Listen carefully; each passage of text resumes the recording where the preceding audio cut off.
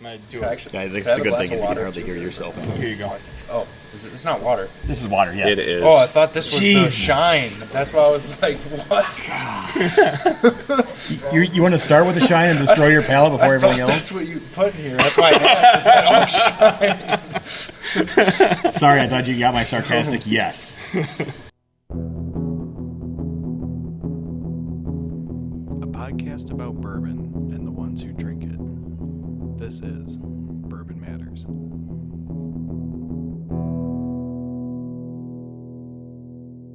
Welcome to Bourbon Matters. I'm Jake, I'm Dan. And I'm Gold Eagle Jake. and we are here on site at Rush Creek Distilling in Harvard, Illinois. Harvard. That's correct. That's where we are. Why do you act like you don't know where that is? Because I don't. Wow, you do now. Oh, yeah.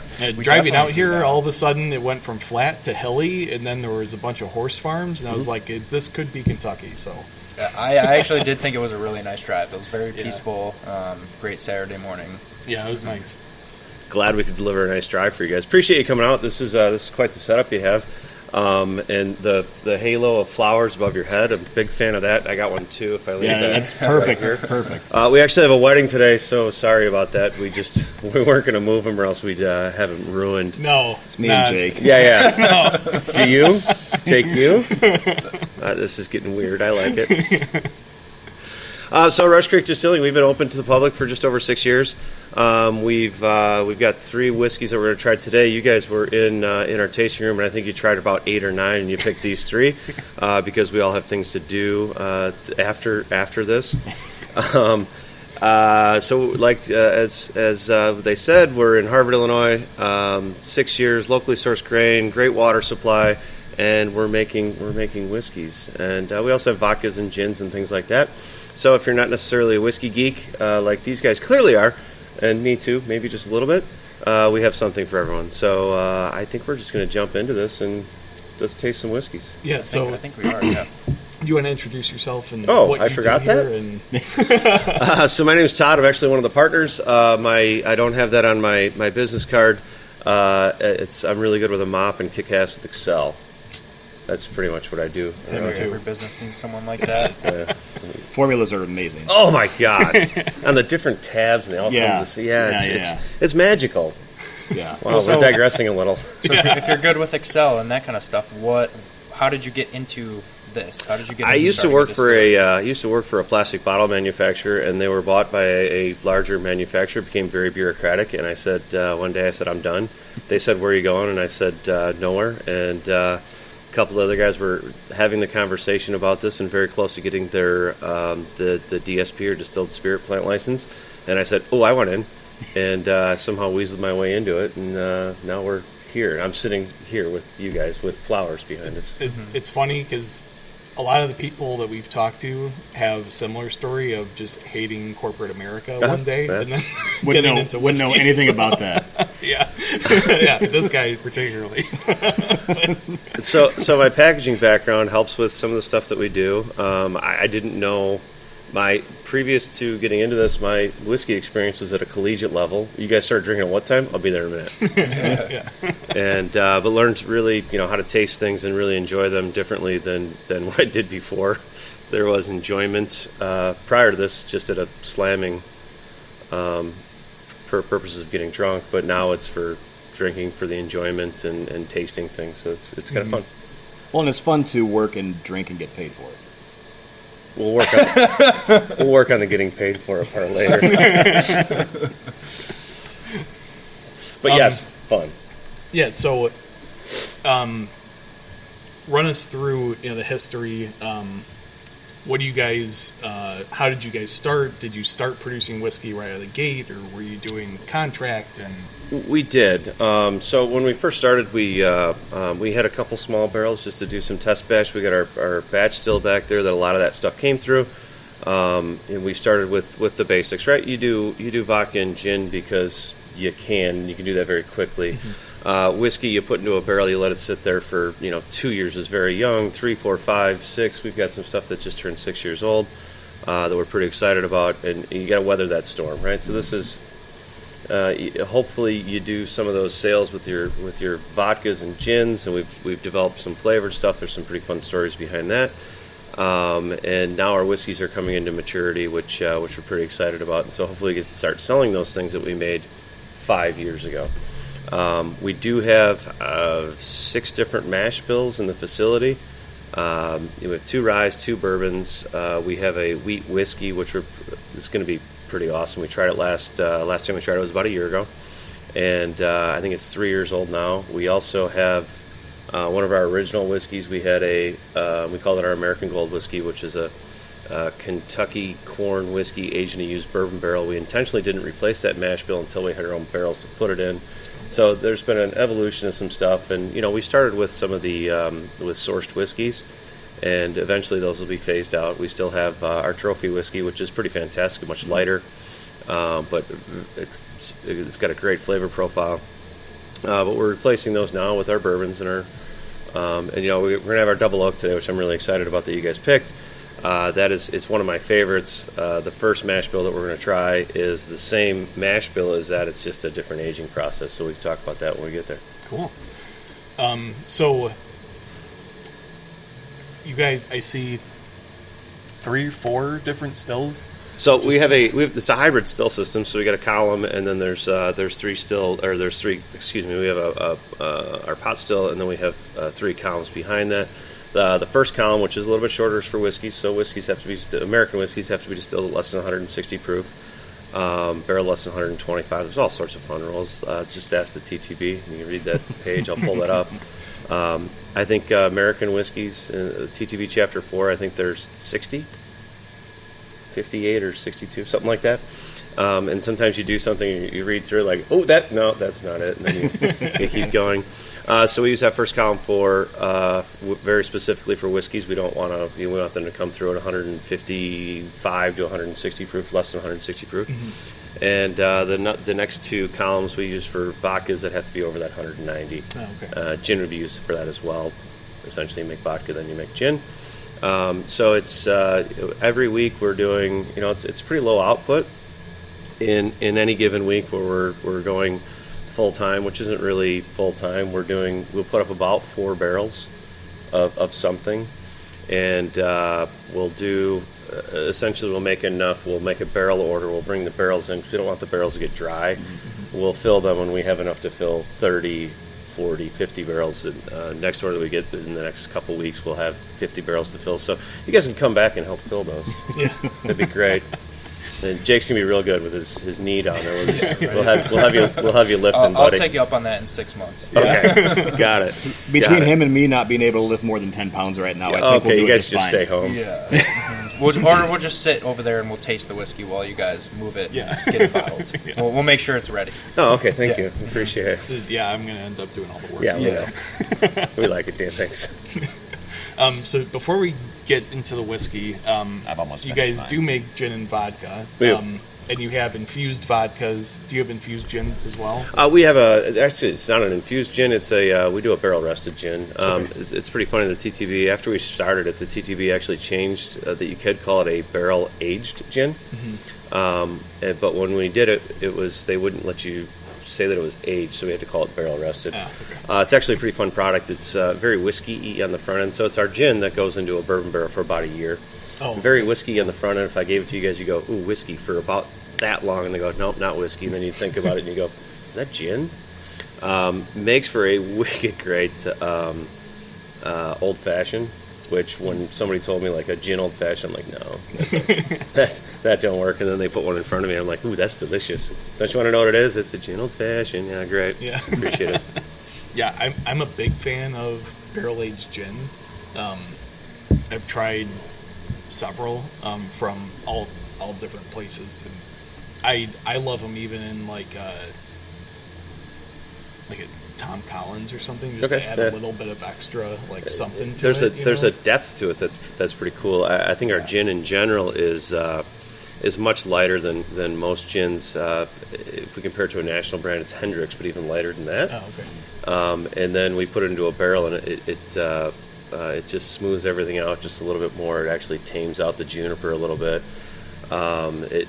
enhances in some cases the botanical packages in there, which is very earthy to begin with, and so in the wood, it kind of just brings everything together. So if you haven't tried it, let's after this we'll Yeah, I'd like to. That'd be great. I would like to too.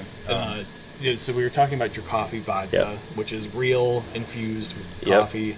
Are all of your vodkas real infusions? Correct. So the coffee vodka does actually have a little bit of sugar. That was a super fun project. Okay. We were approached through a friend of ours, through a mutual friend, who said, "Hey, I got a buddy in Oklahoma who's got a really dumb idea." And I said, "Well, I like dumb ideas." Thinking about starting a distillery to make a coffee liqueur or a coffee vodka. I'm like, "Ooh, that is really dumb."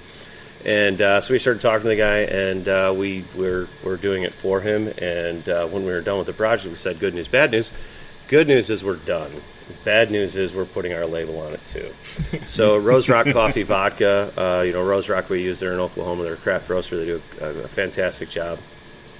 They actually do a special decaf for us. It's a Swiss water process, decaffeinated coffee. The TTB doesn't like when you mix your drugs.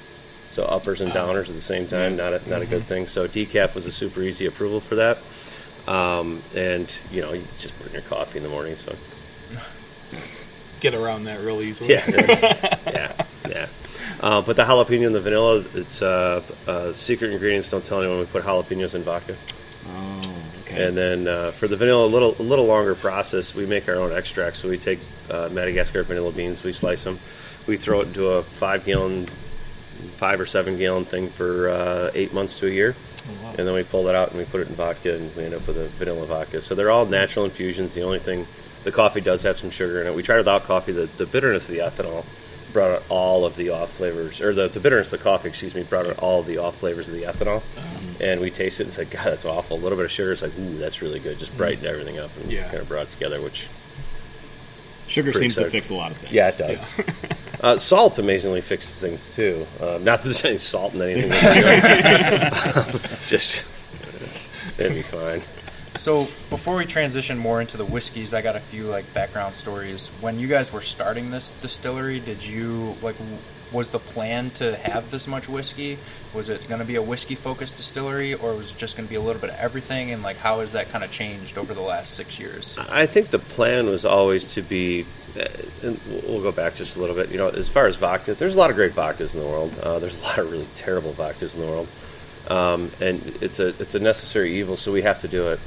And so if we're going to do it, we might as well do it right. And it kind of starts with that. And if you look at our sales numbers, they're kind of funny. That whiskey is probably about 30% of our sales volume into distribution, and even through here, if I kind of lump it all together. But I think eventually you want to be a whiskey guy, right? And because vodka is vodka.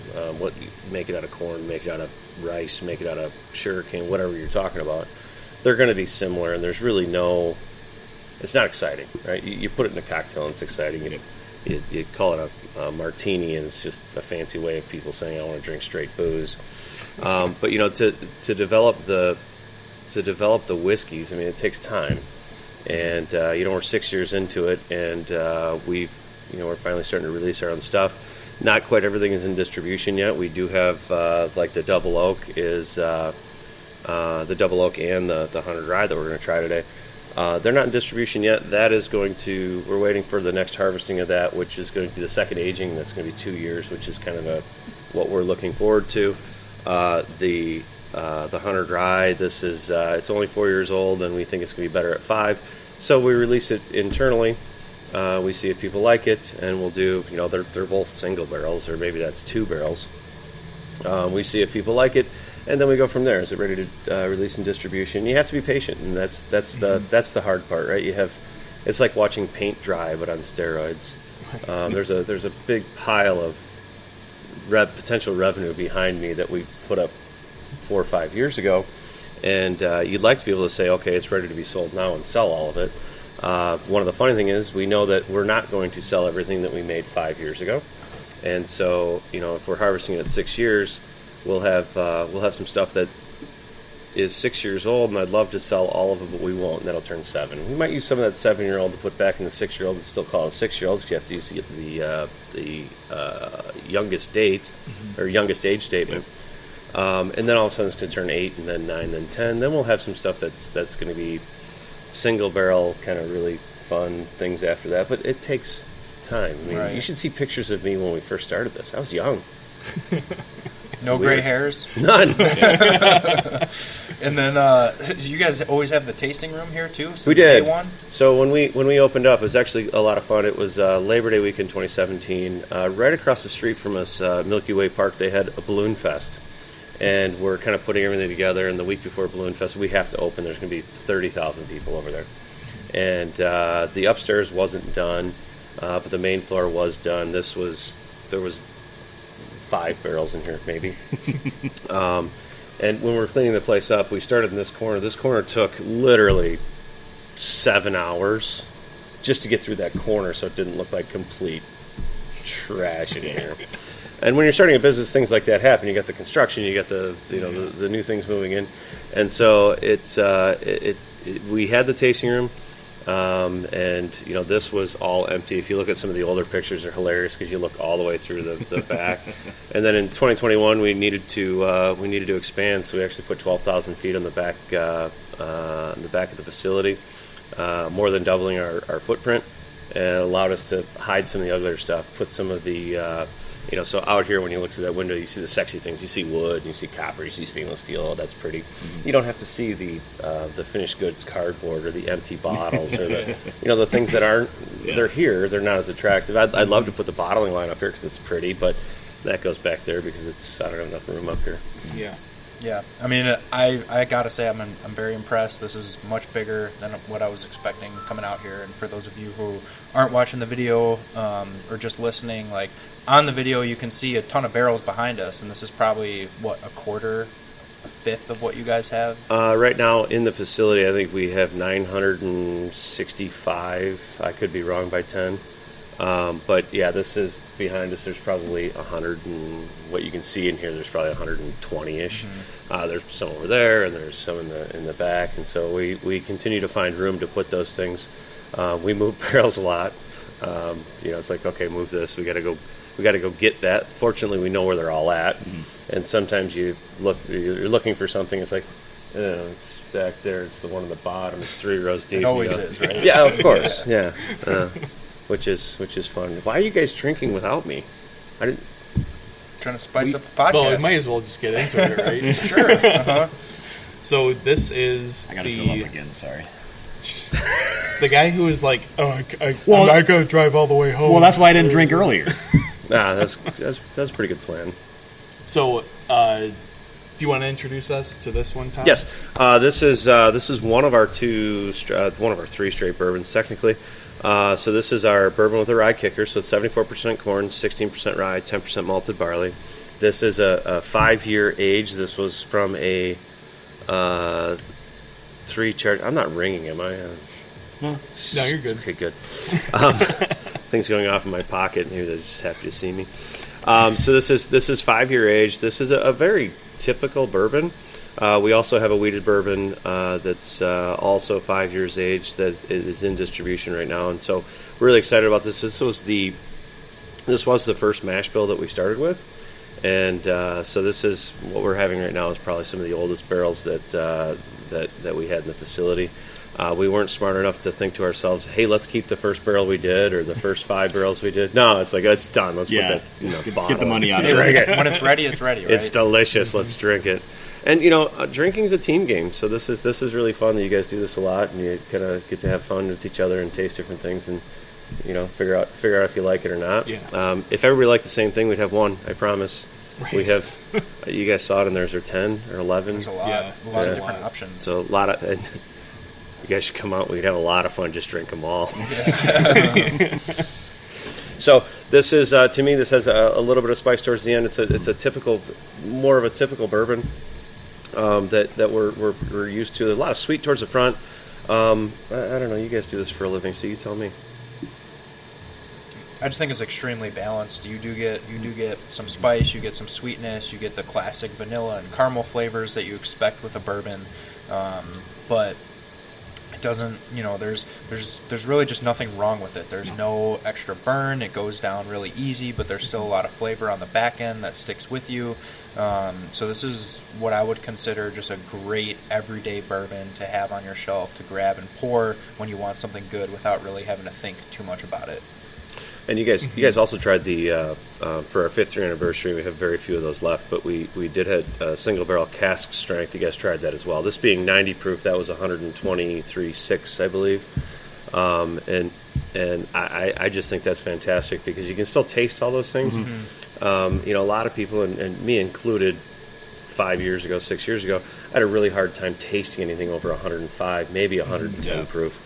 Where now it's all burnt out. It's fine. So it takes a little bit more to get that. But this being 90 proof, it's not over the top. It's kind of nice baseline, approachable, not trying to hurt anyone. And I think we're just going to go up in proof from there, by the way. Yeah. I like Jake said, lots of like classic bourbon flavors on the front, and then as it kind of goes through, the rye starts to come through a little bit in a really nice way. Extremely balanced, lots of flavor for the proof point, which is something that we talk about a lot. Sub 100 proof, it's sometimes hard to get the flavors to actually punch through, the dilution, and this does a really good job of that. So yeah. Awesome. I'd say that on top of that, for a low proof, it has a good finish to it. So sometimes on a low proof, you don't get much after it's down the hatch. Right. I do like that it sticks around in the back a little bit. And candidly, we're not, and we'll do more in the future, but right now we've done very few single barrel cask strength type stuff. We've done 2 or 3 for customers. We've done 2 for ourselves. We'll do more of those, but you got to start with something that's not too confusing for the consumer. Hopefully Rush Creek is to the point where, oh my God, it's Rush Creek, their new one. What's that? 126 proof? Yeah, I mean, we're just not quite there yet, but hopefully someday we are, and you guys come back in 10 years and we're drinking 125, and that's the 3 things you picked. Where we picked those bottles. Why? I don't know. They look delicious. So, So how do you guys handle the proofing here? Because there's a few different methods that you can proof whiskey down with. I can't wait to hear about the other methods. So we use in our. For the distillation itself, we just use, our water source. We have it tested reasonably often for, there's certain minerals and there's certain things that you want in your distillates, and we have our water tested, and the things that are supposed to be in there are in there, which is pretty awesome. For proofing, we're going to put it into a barrel at about 120 proof. I'm going to say 118 to 122, and we kind of have to manipulate that a little bit so they fill all the barrels when we're ready to fill them, because we don't want to save it for 8 months to be able to put it into another barrel later. So we'll cut it down a little bit more, or we'll leave it a little bit higher. So we'll put it into a barrel about 120. After 5 years, I'm going to tell you it's going to come out at about 130, 135. For our single barrel stuff that we've done, when we harvest a barrel, we're going to throw some reverse osmosis water in there to get the rest of the whiskey out, because we don't want to leave any in there. We don't want it to be sad by itself when all its friends are gone. And then our cutting, actually, we just use reverse osmosis water, so we filter it out to its cleanest nature. And then I have an abacus that we do the math and say this is what the proof's going to be. So you do a lot of stuff on Excel, but you have an abacus for that? Yeah. Okay. All right. A slide rule, too. Slide rule? Just in case. Nice. In case the abacus breaks. No, it's funny. You take, and I didn't realize this at the time, it makes perfect sense now, but you take 50 gallons of high-proof alcohol and 50 gallons of water, you put them together, conventional thinking is you have 100 gallons. In reality, it's like 97 gallons because of the hygroscopic nature, the strong molecular bonds. This is where I'm geeking out. I apologize. Did I say long molecular chains? No, probably not. So there is actually some math that goes into it, and we do have software that does that for us. I figured it out in Excel, which is kind of funny. I want to take that. Send me that formula, please. Really want to geek out. Let me know. Let me really get into that. So what other ways are people cutting? Slow proofing is another one where you actually add the water while it's still aging in the barrel okay. over a long period of time. Got it. Theoretically, the water takes on the flavors of the barrel as well, so you punch up your flavor at the low proof. And keeps the barrel fuller.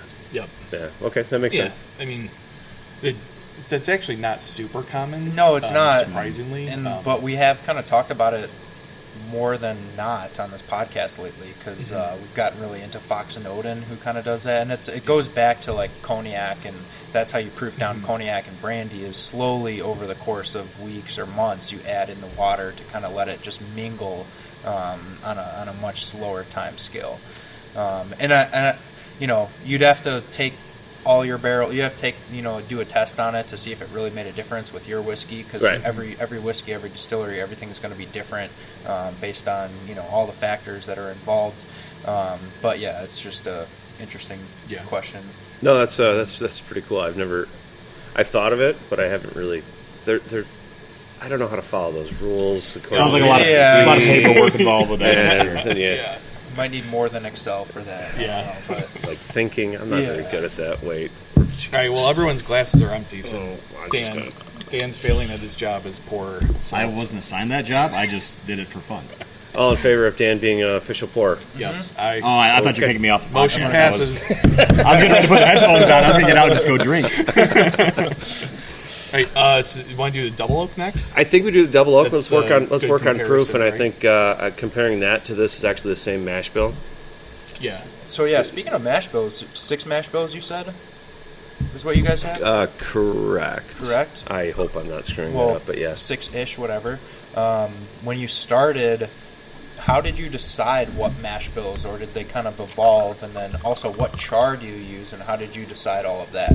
So the first, he's not pouring mine, but I just poured water. You poured water in it. I know, There's a I'm lot of rinsing it water in out. So we started with 2 that we had a pretty good idea of, and then how did you come up with those 2? Like, who was the first one that? Listen, I used to be I'm a recovering engineer. Right. Some people have these stories about I brought in Nancy Fraley or someone big in the industry to kind of give them some advice on where to go. I'll send a follow-up email on this. There probably is some logic behind it. I just don't really know what it is. Yeah. Having a traditional bourbon, is 16% rye the right number in there, or 10% barley, is that the right number? Everybody's got a story on why it's better. The last one was really designed to be a typical, really good bourbon, and if you look at a lot of bourbon mash bills, right, yeah, and maybe they threw it in Excel and said take the average, and then go. And obviously, like, That's what what kind I of would've corn done. you're using, what kind of barrels and char, it's all going to make a difference. The elevation, the temperature on where you're aging the stuff. I was just more curious on if there was some kind of magic number you guys came up with, or was it just like, hey, let's just go with this 16% and let's just run with it? Well, it has evolved. It has evolved a little bit, but not significantly with respect to the amount of grains that we're using per a mash bill. For a 600-gallon mash, and that's been adjusted a little bit. The percentage of grains, the type of corn, etc., has not changed. Locally sourced grains, they're all from within, except for the malted barley, which comes from Chilton, Wisconsin, from Breeze. That's 110 miles away, so it's not far at all. But everything else comes from 5 or 6 miles from the distillery. Wow. We talked to our farming friends, the Book family, who's been generational farmers. This is 4th, 5th, 6th generation kind of thing. And he said, "Hey, you guys have rye?" And we're like, "No, but we've planted it before." Like, cool. Can we get some? Like, yeah. How much you need? And we just made up a number. Not really made up a number, but we put some math into it and said about 60,000 pounds a year. And said, "Yeah, we'll plant this many acres, and we'll either get 50 or 70, and then we'll tell you." And so that's how we do our production plan every year. It's like, okay, let's use 65,000 pounds of rye. That's not really that far from the truth. Barrels have jumped around a little bit. You asked about the char of it. We bought barrels from Minnesota. We bought barrels from there was another one somewhere up there. Then we went to Kentucky. We got ISC, and then now we're using West Virginia Great Barrel Company. It was the best cold call I've personally ever seen. Guy came in and said, "Check these out," and he showed me a picture. There's like Fanuc robots that are picking things up, and it's not like that. The 2 old guys that are hammering things. I mean, they have CNC stave cutters. They have they offered us different toasting things that we're using now. But before, we were traditionally char 3. And we did do a limited number of 30-gallon barrels, which I think we have a couple more in the facility that have been refilled, actually. Traditionally, we were doing char 3. We've since moved that to a heavy toast and a char 2. So we've actually reduced the char just a little bit, but there's a toasting behind it, which I have some cool staves if we wanted to show that you really couldn't see in the video. But it's pretty neat what a toast does versus a char. And it's going to be, we're anticipating it's going to be some deeper flavor. And actually what we're drinking here was finished in one of those char, the double oak was finished in one of the heavy toast char 2 barrels. So Yeah. I think that answered the question. Yeah, no, it definitely does, and it's good you mentioned that you started with kind of some 30-gallon barrels, but I haven't seen one 30-gallon barrel around the Rick House, and I think it's worth mentioning that it's kind of hard to find a smaller, newer distillery that's using 53-gallon barrels. And I think we had 32, maybe 40. I don't think it was 40, but 32 30-gallon barrels that we started with, and those are the things that some of the whiskeys that we release internally at 3 years. Not into distribution, they were good. They'll mature a little bit faster, a little bit more variation in them. But then we moved to 53s, and that's just what we've been doing ever since. So, yeah, and it's impressive to. I know as a new business, making whiskey is very hard because you're waiting all these years to get your investment back. But it's impressive to make it work with. It's impressive to make it work with. Using the 53-gallon barrels and also minimal sourcing and just really putting most of your effort into getting more stock, because it seems like you have a pretty good stock of barrels at the moment. Yeah, hopefully we sell them. I'm sure we will. I know it takes. This is a very patient business. So the next bourbon we're doing, this is the double oak. Again, same mash bill as the prior one. This is the 74% corn, 16 rye, 10% malted barley. This was aged. I'm not completely making up numbers. This was 3.4 years in the very first barrel, and then it's just under 5 years. So it's like 1.5 years in the second barrel. And this is one that we did one barrel because we wanted to see how it tasted, and we're waiting for the 2 year, which will be in early April, end of March, early April. Then we'll do one more barrel, and we'll see how we like that, and maybe we'll let it go at 2.5 years. And at some point, we're not going to like it as much, and we're going to say, nope, we're done. This is the first one that we did. We did some 30-gallon barrels for 2 years. We did a 53-gallon barrel for 2 years. So it's a little bit different than what we're doing now. So that's an evolution of learning. And as soon as we harvested the first one, I said, we're going to need a lot more of this. And then we started, we don't have 30-gallon barrels anymore. So we're going to use 53s, and how long do we need to age them? This was just, we don't have enough of this. So when you're aging it in the double oak, so the second oak, is it the exact same heavy toast, light, or char 2? So the first one that this came out of was a char 3, probably an ISC, Independent Stave Company. And then the second one went into the West Virginia barrel, which is a heavy toast, number 2 char. So there's going to be some changes like that that'll evolve through. And, if we do the next one, we say, if we do future ones and it's not as good because it's in a char 2, we'll move to a char 3 and maybe have to blend some of those out. And it's a journey, not a destination. Yeah. It's the one I like a lot of. We all like a lot of double oaks. The problem I think a lot of people run into with double oak is they just go for the heavy oak bomb, and they leave it in for a long time in a super heavy char, and all you get is barrel notes, barrel spice out of it. I think we have a pretty good idea that the second aging, you can overdo that very, very quickly, and so we're trying to be careful that we don't go too far. Once we pick the sweet spot, it's going to be 2.5 years, 2 years, or 2.5 years, and say, okay, we're done. It's 2 years. It'll be plus or minus a week kind of thing, because we don't want to screw with it too much. Yeah. Once you lose the flavor of the whiskey and all you taste is barrel, you've gone way too far. That tastes like dirt. And, yeah, that's not good either. Which I was gonna. It strikes a great speaking balance. of the whiskey, like the balance is incredible. All the sweet notes, or all the good notes that you get on the regular version, are just enhanced on this version. Like the caramel, the vanilla, they're still there, but What was the proof on this one? 96. 96, so it's higher proof. It tastes like it could be lower proof than the original version. There's a lot more like toasted and baked goods that come through, and the caramel is like a very sweet, but the palate's very creamy, and it's kind of like a dulce de leche type of caramel. What? Yes. What? Yeah, I was thinking the same thing. Thank you. Yeah, we just call him out for his bullshit all I the was time. just no. What? That's Spanish. It's a real thing. What are you talking about? Smart side of the table, dumb side of the table. What was wrong with that? Don't say I think of our listener database. I think that's. I think that's besides Spanish for 2 milks. Okay. Dulce de leche. It was like, it's like creamy. Like, Yeah, it is. That's where I got that from. Like, it's very, very approachable, very soft, very creamy, but still has a ton of flavor. Write that down. You guys over there, Put it on the back of the bottle. Write that down. Dulce de leche. I like how he had to use a big word to say very creamy. It's not even a Do bad you word. know what that means, Dan? No, I know. I'm American. I speak There you English. go. I grew up in the American public school system, so I have no idea what that means.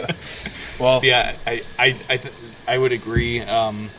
A lot of really good.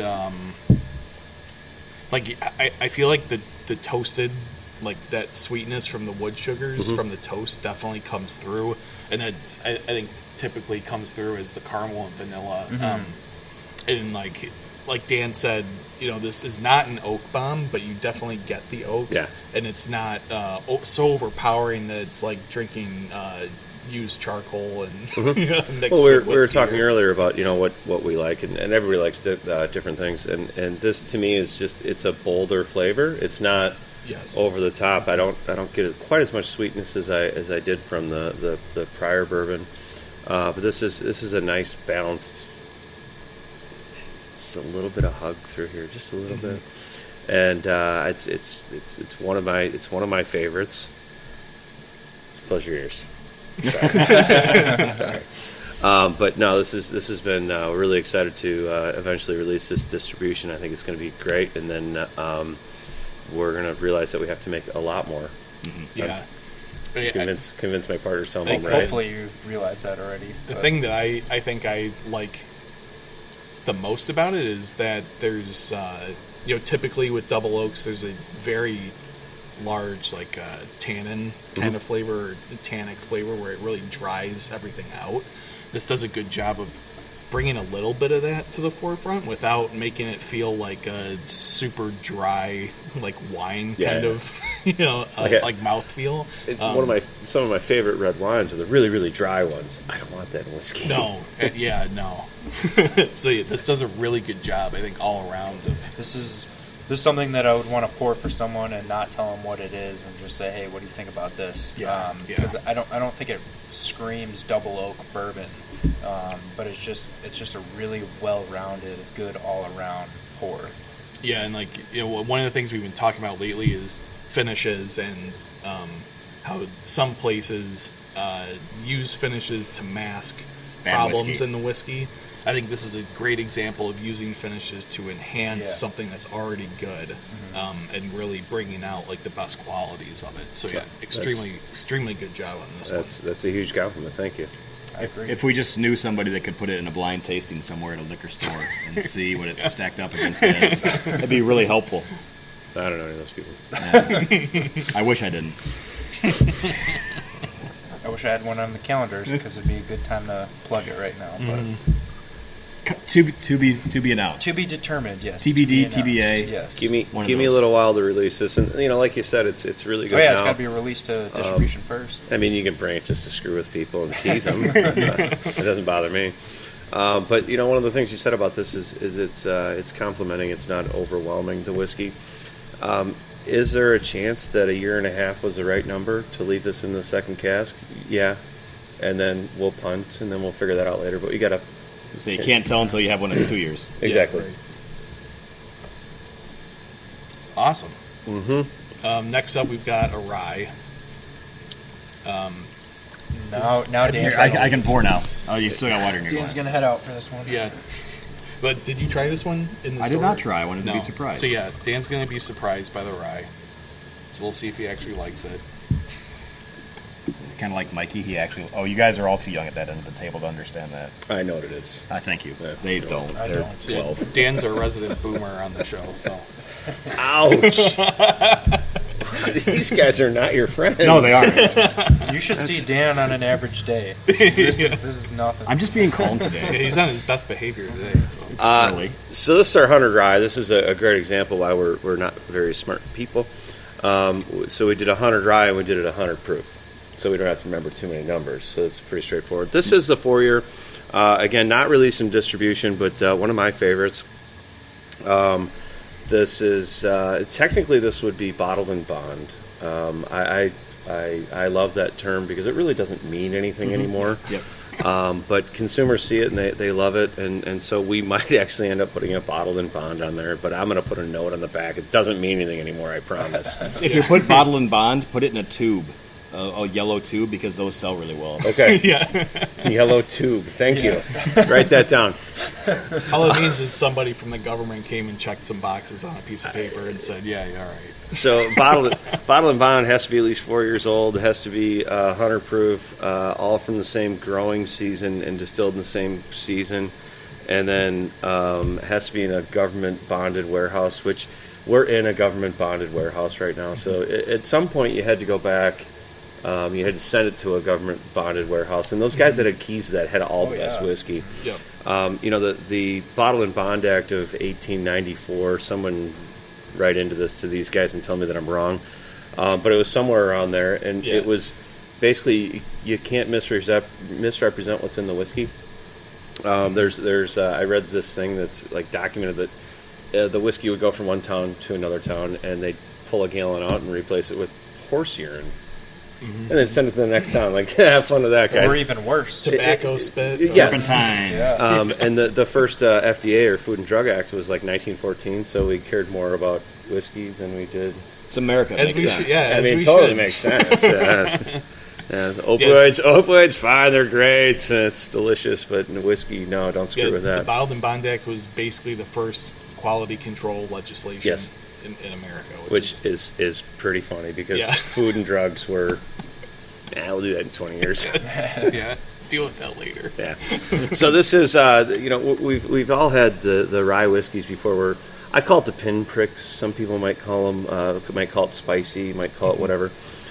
We're not gonna. We have another rye whiskey that's our 58 rye. So that's 58 rye, 32 corn, 10% malted barley that won an ADI double gold besting category this year, which is really exciting. You guys chose the 100 rye because we didn't care, because I think this is absolutely fantastic as well.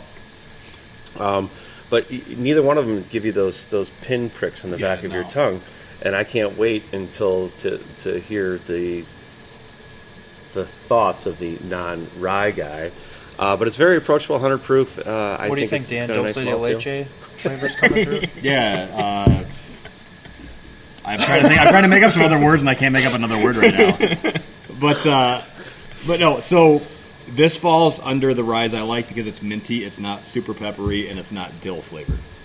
Like I don't like that. I don't like the piggyback we tried a long time ago because it tasted like I was putting straw down and just getting straw dust in my palate.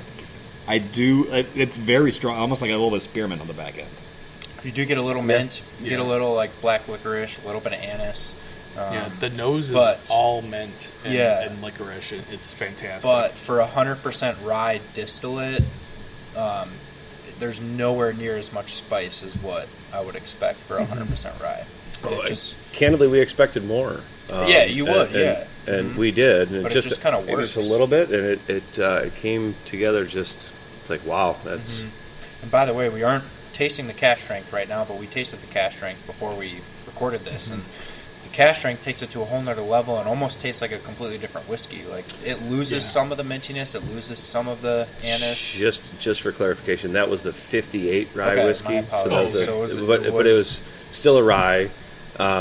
Dan still didn't drink it. No. But see, I'm not misrepresenting your company like they are down there. Yeah, good point. Hey, us old fucker. I know.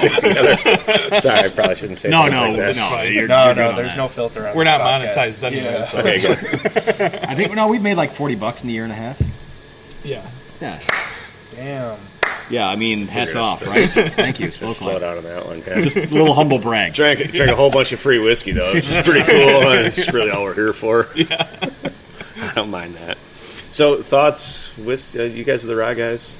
Yeah, I mean, the MGP 95.5 mash bill is like one of my favorites. Not that MGP can exclusively produce it, but I've tried a couple 100% ryes now. The ones that stick out to me are Blonde Brothers in Galena. I was gonna say Geneva. No Illinois very well. You've been there. The one that you tried though, wasn't that our barrel pick? I've tried their normal one and the barrel 100% picks, rye. yeah. See how he just rubs barrel picks and just that's our barrel pick. And Yeah, he's fancy. okay. But That's the last barrel pick we're getting with Whiskey Acres. But this is also 100% rye mash bill. Absolutely phenomenal. I like this a lot. Which, to even go back even further, it's a hard thing to produce. Yes, correct? yeah. 100% rye because you don't have the enzymes from the barley kicking in. True. So this does have an added enzyme to help with that process, which if you're going to do 100% rye, you must have.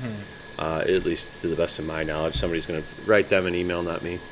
The one thing that Dan probably knows more about than I do, but but this definitely it's really funny if you look at that bourbon over there that's 74% corn versus this, that is 30% higher output for what we do in a week, kind of doing through our process, and so this is. You make a lot less, and we know what that number is, and it's like, okay, well, it's delicious, so we're going to make it anyway. Yeah. If we wanted to make the most of something, it would be just a really high corn content, and we make more bottles of it. This does have a little higher price because it's a little higher proof, and we make less per. You per get 15 bottle, to 25% less out of each mash. It kind of or more. Yeah. Yeah, I mean, for being 100% rye, you still get some of those sweet notes coming through. I don't. That could be the barrels, or that's what we think is that we picked up more of the sweetness from the barrel than we were anticipating. Are these the heavy toast barrels? No, these are again back Standard? to the char 3. So we're going to see if it's the grain or the barrels in the next. 4 or 5 years. Everybody's going to forget this conversation in 4 or 5 years, which is good news, right? So if it's different, I'll be like, yeah, it's got a nice little pin-pricky thing in the back of your tongue, and I'll tell the story differently in 5 years if it changes that much, but hopefully not, because we're really, really, really happy with this. You said this is a 4-year? It is. Okay. This will very likely go to distribution when it hits 5. And we're pretty close to that, but we still have inventory in back, so I feel... How was it at 2 years? I don't know.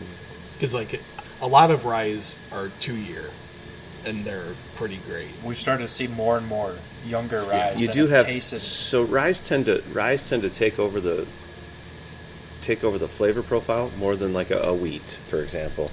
Like a wheated bourbon, I think they need to be aged just a little bit longer than the bourbon or the rye kicker, because the rye is going to take over those flavors a little bit more. Where at a wheat, you're getting more of the wheat's a boring grain. I'm not saying anything bad about our wheat. I love wheat. I love white bread. No, I'm on board with that. I do not. He says that, but every time you pour him a wheat whiskey that he doesn't know what it is, he loves it. Oh, well, I could tell afterwards. But this is. But I think you're going to get more of that rye in a couple of years. But I still think it needs. You do a 2-year, and you're going to taste alcohol. And this, I don't know about you guys. This is it's calmed out very. I mean, you still have a little. It's still 100 proof, right? So you get that Illinois hug. Yeah.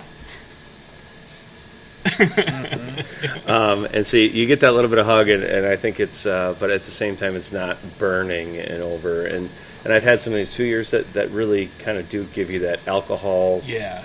It's alcohol, and it's got rye in it, and it's good. But 4 and beyond for rye is when I think that peppery, prickly kind of note starts to fade away, and you bring out more of that spearmint and kind of go open the 2-year real quick. Let's test that. Let's do it. But no, I mean, it is So we've talked about it before on the podcast that you can get away with a younger rye whiskey where you can't really get away with like a 2-year bourbon. So like sometimes it works, but with a bourbon you definitely need to get a little more age on it to let it mellow out. If you have suckers like Dan who don't like that rye spice, the longer age definitely helps tame that out. And Old guys.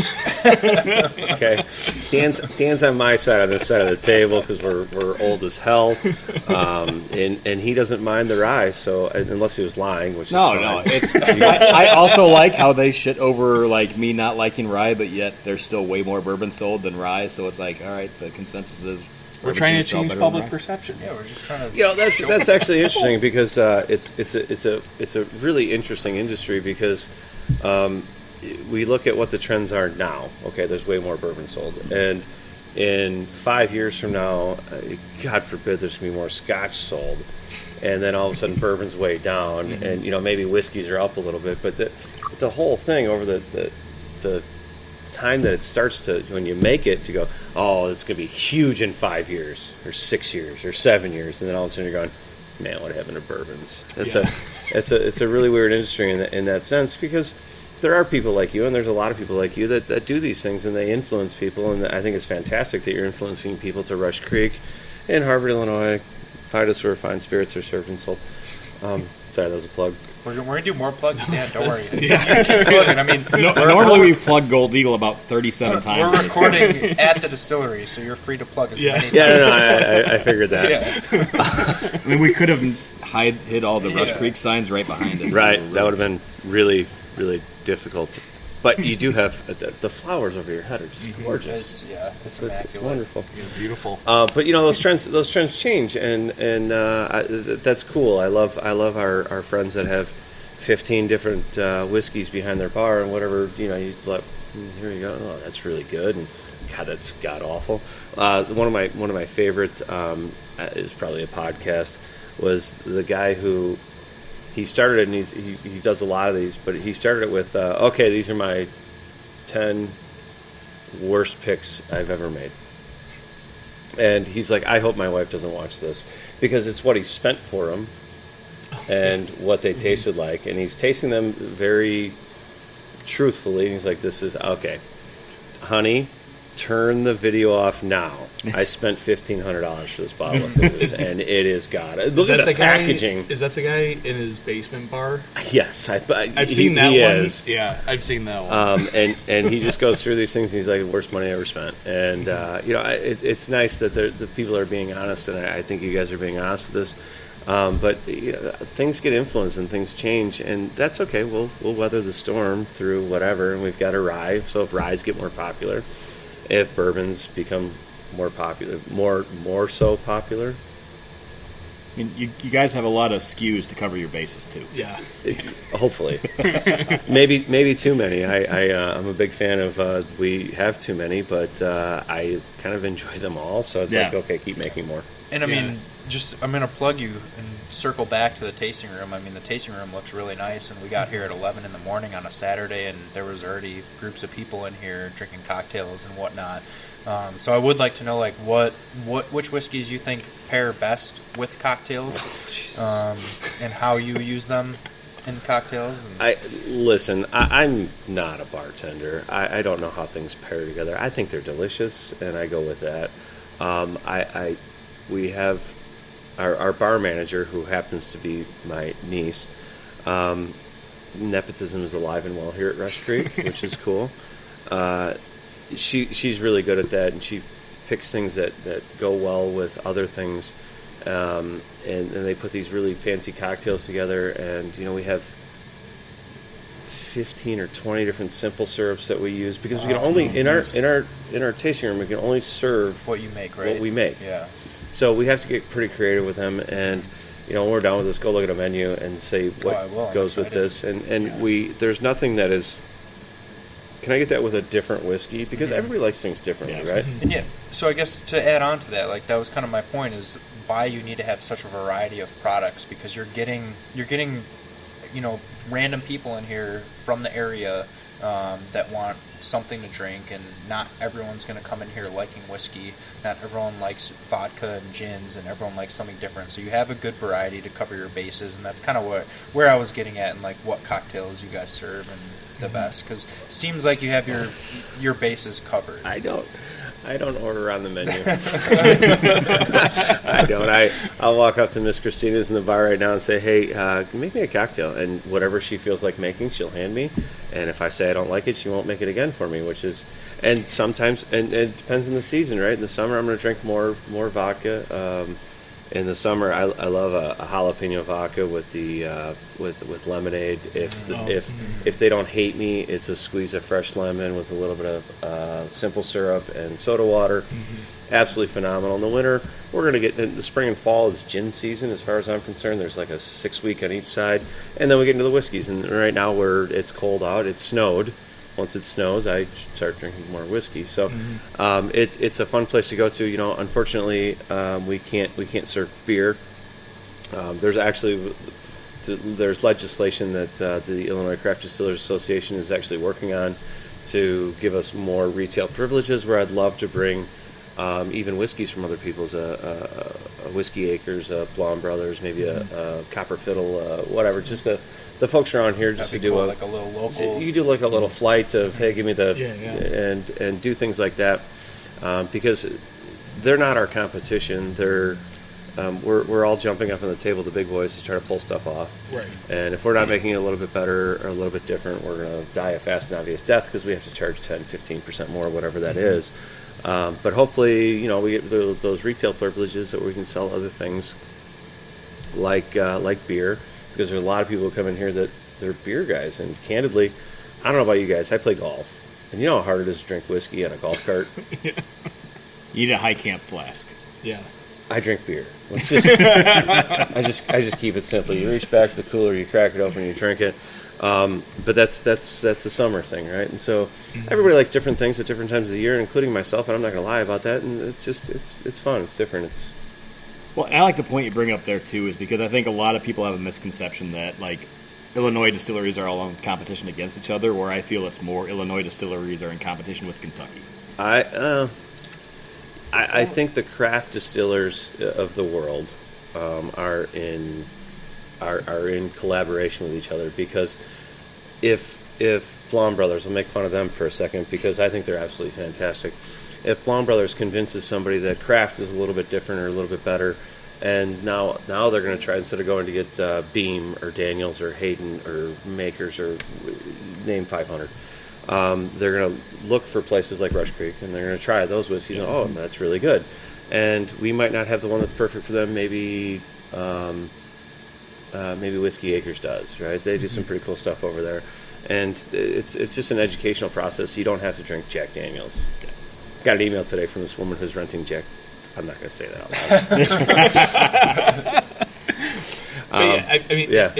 It's definitely it's interesting because podcasting seems to be going in this way too, where it's a lot of like collaboration between different shows and people in order to cross promote and push for like universal success rather than like this like very hyper competitive, like, no, don't go drink their stuff, don't only drink ours. Yeah, let me get rid of Diageo and Sazerac for a second, and then it's all craft stuff, and we're all just we're driving modest American vehicles that we've actually gotten. We don't need to drive the Bugattis and the whatever, but and that's actually one of the things that I'd like to do with our Illinois Craft Distillers friends is do a blended straight bourbon whiskey where you get 15 gallons from that guy. You put them all together. There was something like that a couple years ago. I heard 4 Kings was one. Yeah, I heard that, and I want to do it for for the association itself, which I think would be really cool. Just and maybe it's not the greatest, but if you know that it's going to these guys that are, it's a very cool thing to have. But it'd never be the same thing next year, right? So it's very unique. And you have friends over, and like you want to bring something out that's going to impress people, or show them something new, and you bring out a whiskey that's like, hey, this is 10 distilleries in Illinois that all went into this, like that'd be something cool to try. Yeah, there's not much to be proud of in Illinois, so Right. But what about the Bears? Forget it. Oh wait, another reason why we hate Dan. yeah. All right, but I yeah, hate because I'm a boomer and I like a team that normally wins. Like, you see what I put up with on a weekly basis. Yeah, well, that's over. but it goes back even further to like the education. I think is a big part of how distilleries can work together. Is the average consumer wants to know more. They want to learn more about what they're consuming and what's out there, and they come to Rush Creek and they're on a whiskey tour for the first time and they really enjoy it. Then they might be like, wow, like I want to see what other distilleries are in the area. Yeah. They go to Whiskey Acres, so it's definitely a chain of bouncing off of each other and working together. Even though you're selling the same thing, and I'm sure you want to sell more and take market share away, but there's both sides of the story that kind of play into fact. I can live perfectly well with those guys in the same world, and hopefully the craft just continues to grow, and we it steal should just from help each other from the big guys that they won't even know we stole, Right. and we'll be successful. Right. And that's the fun part. I think one of the advantages that craft distilleries have is the I'm sitting here not drinking. is the chance to do things right from the start. Yeah. And you guys have clearly done that. Thank you. Pushing for Good good age statements, putting out the best whiskey that you possibly can. We're like, and you got to sell the vodka and the gin to pay for the whiskey, but I mean that's. I have no problem selling vodka and gin, Right. guys. Let's Yeah. make this completely clear. Vodka and gin is a wonderful product that Rush Creek makes, and we're very proud of it, and you should buy it. That was another plug. Keep going. Which I'm excited to try the barrel aged. Awesome. Yeah, we can go back in there, and we can make sure you don't go to work Monday. But yeah, I mean, is there anything else? Any other questions? right No, now? we do have one more thing that we need to try, though. Yes. Oh, yeah. Yeah, Do we? we Yeah. do. The white wine Brit- jug. Oh, yeah, There's yeah. your lovely assistant is coming in off camera to hand you that. Yeah, and then This is not water. No, that's no, not. it's not water. No, that's not water. Before we go, we're going to bring Tom on from Antioch Barrel, because he just delivered this lovely liquor cabinet Yeah, no, for you guys.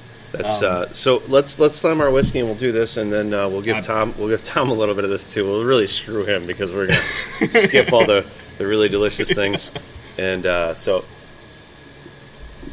that's the first whiskey I've slammed in like a lot of years. I was going to say in about a day and a half. But.